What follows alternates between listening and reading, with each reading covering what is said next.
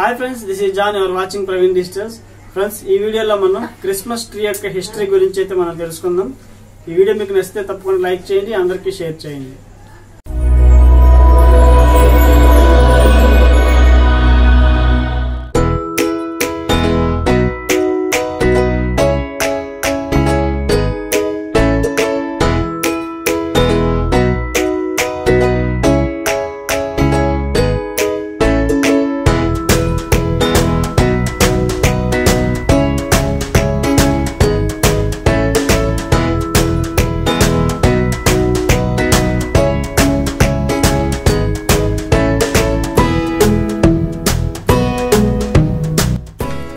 Friends, Christmas అనగానే మనందరికి గుర్తొచ్చేది క్రిస్మస్ స్టార్, అలాగే క్రిస్మస్ ట్రీ.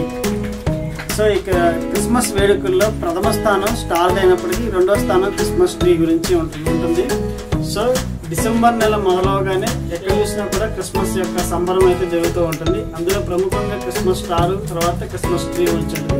ఆ క్రిస్మస్ ట్రీ యొక్క పుట్టుపూర్వతాల గురించి ఈ వీడియోలో నేను మీకు ఎక్స్ప్లెయిన్ చేస్తూ ఉంటాను.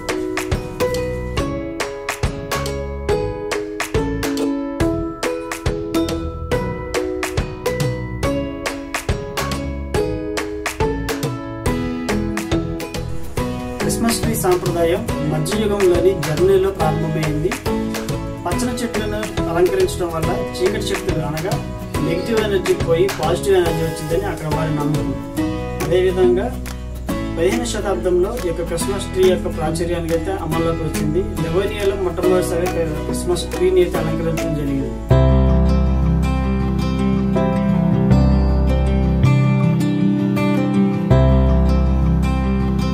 సైనిక అధికారి జనరల్ ఫ్రెడరిక్ రెడ్జిన్ తన క్రిస్మస్ విందులో క్రిస్మస్ ట్రీని అలంకరించి తన అతిథులను అభివృద్ధిపరిచాడు. ఇక అప్పటి నుంచి క్రిస్మస్ ట్రీ అనేది వాడుకలోకి వచ్చిందని చాలా మంది చెబుతూ ఉంటారు. 18వ శతాబ్దంలో విక్టోరియా మహారాణి తన రాజ్యభవనంలో క్రిస్మస్ ట్రీ అలంకరించడం ద్వారా అప్పటి నుంచి అత్యధికంగా క్రిస్మస్ ట్రీ అనేది ప్రాచుర్యం పొందింది.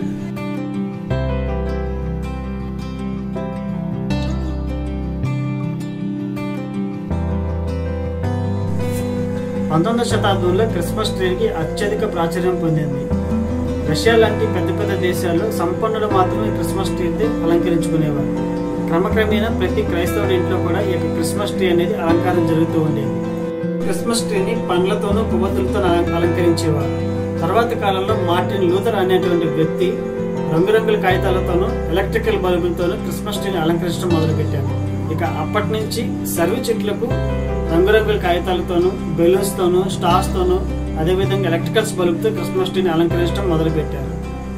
చెట్టు ఆనందానికి, పచ్చదనానికి, సిరి సంపదలకి ప్రతీకగా ఉంటుంది. అందులో భాగంగానే చెట్టు అనేది క్రిస్మస్ లోని అలంకరణలోని భాగం అయిపోయింది.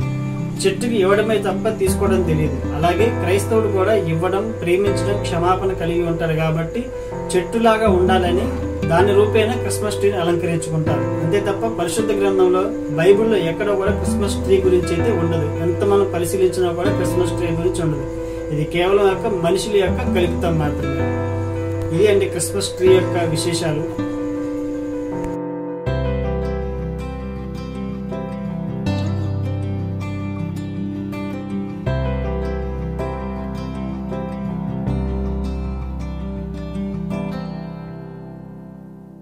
ఓకే ఫ్రెండ్స్, చూసారు కదా.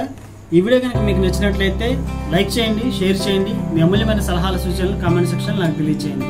మరో లేటెస్ట్ వీడియోతో, ఇన్ఫర్మేషన్ వీడియోతో మీ ముందుకు. Until then, keep smile, be happy. Bye bye.